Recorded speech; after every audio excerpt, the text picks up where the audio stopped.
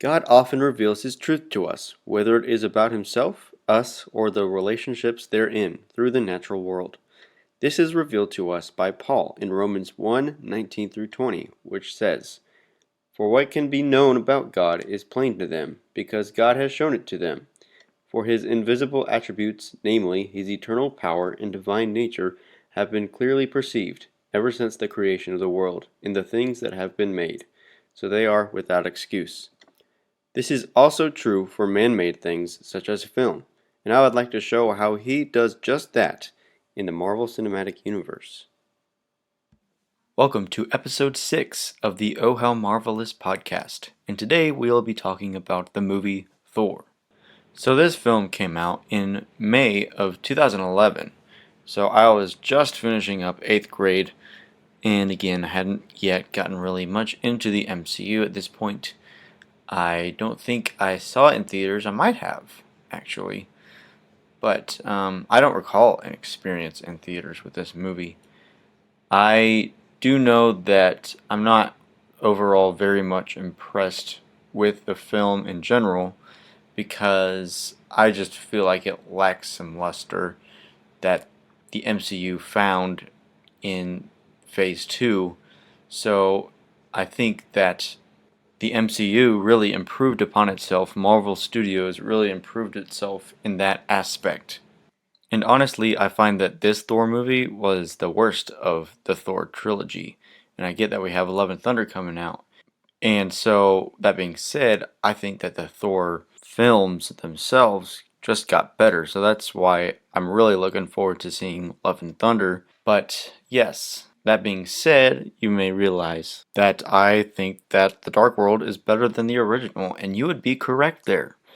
I really do think that The Dark World was underrated and underappreciated because it kind of further establishes Loki's deceitfulness and other patterns of Loki's character. But I will go into that in The Dark World and explain why I think that is underrated. But this episode is dedicated to the original film, and to get back to that, I honestly did enjoy it. It wasn't a bad movie.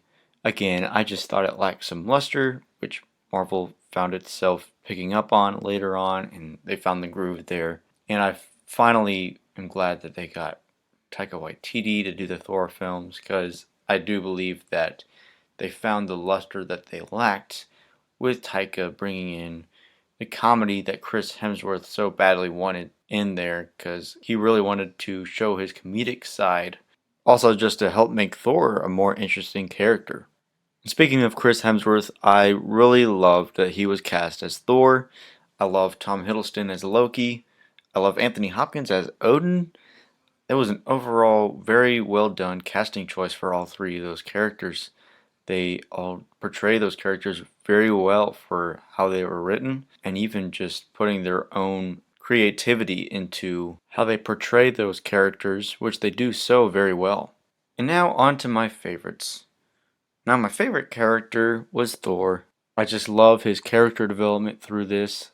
He was going on this journey to figure out what it meant, in his father's terms, to be worthy of wielding the weapon or the tool that is Mjolnir. And through that is how he learned humility and how he learned to show grace towards Loki instead of seeking revenge for the actions that he's done to him.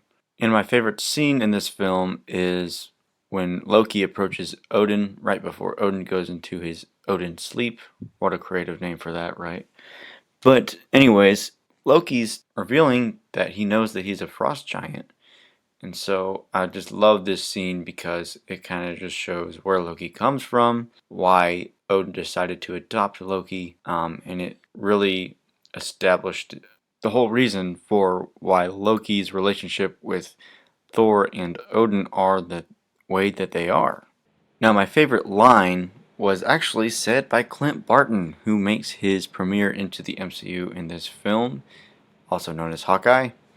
And he says this: "Last chance, Coulson, because I'm starting to root for this guy." And I think you know when that took place. He's trying to break into the facility. By he, I mean Thor. And try to take Mjolnir, and then he discovers that he can't lift it, and he's distraught by that.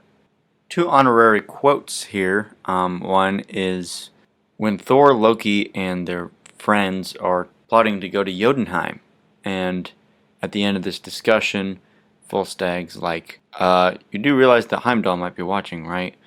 And then a guard comes in and is like, Heimdall, request your presence. And here's the line where Volstagg says, we're doomed.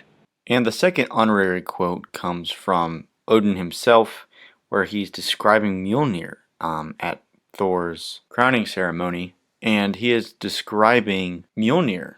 And he says basically that Mjolnir can be a weapon to destroy or a tool to build. And I love how Mjolnir can be equated to our mouths, really. We can use words to destroy, or we can use words to encourage, right?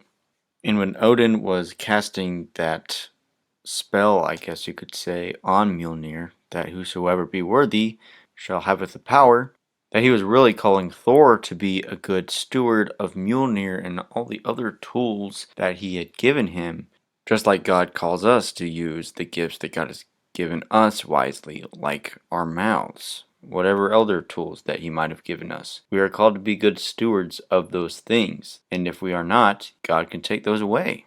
Now, one thing that stood out to me that I liked about this film was the way that it displays the complexity of familial relationships, more specifically, the male familial relationships, and even more especially as it pertains to adoption, which is a very biblical concept, which I will be getting into later. Which, this all being said, I loved how it displayed why Loki was being harsh towards Odin and Thor, and how both Thor and Odin reacted to that, and how that affected their own relationship with each other. It just creates this whole complex issue, which is a very real thing. Now, I said before that I thought the film lacked a bit of luster, but there's also another dislike I had, which is the only one that I could think of right now. And I think that they could have more so established Loki's relationship with Frigga, their mother. As they showed in Thor the Dark World and later on as well, they had quite a good relationship going on. I just think that in this movie they could have further established that very well. Now, the Stan Lee cameo, I thought, for this film was the best Stan Lee cameo in Phase 1. I gave it a 7.3 out of 10. I love that he was one of the people out in the desert trying to get Mjolnir out of there, and that he was the one driving the truck that kind of broke apart. And if you notice later on in the film, you'll see when Thor, Darcy, Eric, and Jane are all eating at the diner, you'll see that same truck drive by behind them, and I love that. It was a great quality Stan Lee cameo for sure. And so now let's get into the devotional piece. It reads, the movie Thor is about the Norse god of the same name who is exiled by his father to Earth as a punishment for his, quote, arrogance and stupidity, unquote. What Thor did was betray a peace treaty Odin, his father and king of Asgard, had made with Jotunheim because Thor thought that Laufey, the king of Jotunheim, had done the same. Thor, along with his friends and brother Loki, went to Jotunheim to fight out their differences. Thor thought that Laufey had sent a few of his soldiers to Asgard, Thor's home, to steal a relic. The reality was that Loki, who had encouraged Thor, saying he was right to retaliate, had enabled those soldiers to come into Asgard unnoticed, making himself a traitor to Asgard. Thor learns of Loki's betrayal during his exile on Earth when he learns of a lie that Loki had told him. It is throughout this fiasco that Thor proves himself a fool. The Bible, specifically the book of Proverbs, has a lot to say about fools. Fools do what is right in their own eyes. Chapter 12, verse 15. The fool is reckless and careless, throwing caution to the wind. 14:16. The foolish man delights in expressing his own opinion, but not understanding. 18:2. Chapter 28, verse 26 says, whoever trusts in his own mind is a fool, but he who walks in wisdom will be delivered. Finally, a fool gives full vent to his spirit, not holding anything back. 29:11. Thor displayed every bit of the foolish man as displayed in these passages, and it was heeding to wisdom that brought him deliverance from exile. At the end of the movie, Thor chose to have understanding towards his brother's actions and ask for forgiveness even though he didn't know what his fault against his brother was. How have you been a fool lately? Have you been doing what is right in your own eyes while ignoring wisdom? Have you thrown all caution to the wind, making yourself reckless and careless? Do you try to force your opinions on others without pausing to hear them out? How can you respectfully hold back? Take some time to seek wisdom from the Lord, for He is the only pure source of wisdom. Now let's explore how Thor played the fool in every passage that I just listed here. The first one is fools do what is right in their own eyes, ignoring advice. He displays this on Jotunheim when he's talking to the king, Laufey. Laufey basically tells him to be careful, but Thor is not going to have that, and so he takes the fool's route and he starts a war of his own. The next passage says, a fool is reckless and careless, throwing caution to the wind. He does the same thing on Jotunheim, in his same actions there. The next one is, the fool delights in expressing his own opinion, but not understanding. He certainly had this towards Loki, and even Odin. He didn't want to come to an understanding of Loki's situation, and he thought he knew everything about what it is to be a king, and he greatly expressed that to Odin. The next one is, whoever trusts in his own mind is a fool, but he who walks in wisdom will be delivered. And certainly Thor expressed that again when he thought he knew everything there was about being a king. And he finally sought wisdom when he sought forgiveness from Loki, even though he didn't know what his fault was. He said, whatever I have done to wrong you, brother, I am truly sorry. And it was at that point that he defeated the robot thing and he was delivered. And the last passage here says, a fool gives full vent to his spirit, not holding anything back. He certainly did that on Jotunheim. And so you could see on Jotunheim he was being very, very foolish. Even his friends were trying to warn him against it. And Proverbs has a lot more to say about fools, and there are certainly more of those things that are said about fools that could apply to Thor in this movie, and maybe even Loki, or even Odin. We're all being fools in our own sort of way sometimes. We're all human beings. We're all going to fall short and be foolish at some point. That's part of being human, and sanctification helps us along the path from being fools to being wise. And there are certainly more biblical themes that are to be found in this film. One of them is rebellion. It's like when Absalom was wanting so badly to be king of Israel that he sought to kill his own father David. It's kind of like what Thor was like here. He wanted so badly to be king, but he was not in the right place. His heart was not in the right place for that. And Absalom found himself dead at the end of this whole thing. He actually had his hair caught in a tree and he was hung there, and that's how he died, actually. So his own foolishness led to his own demise.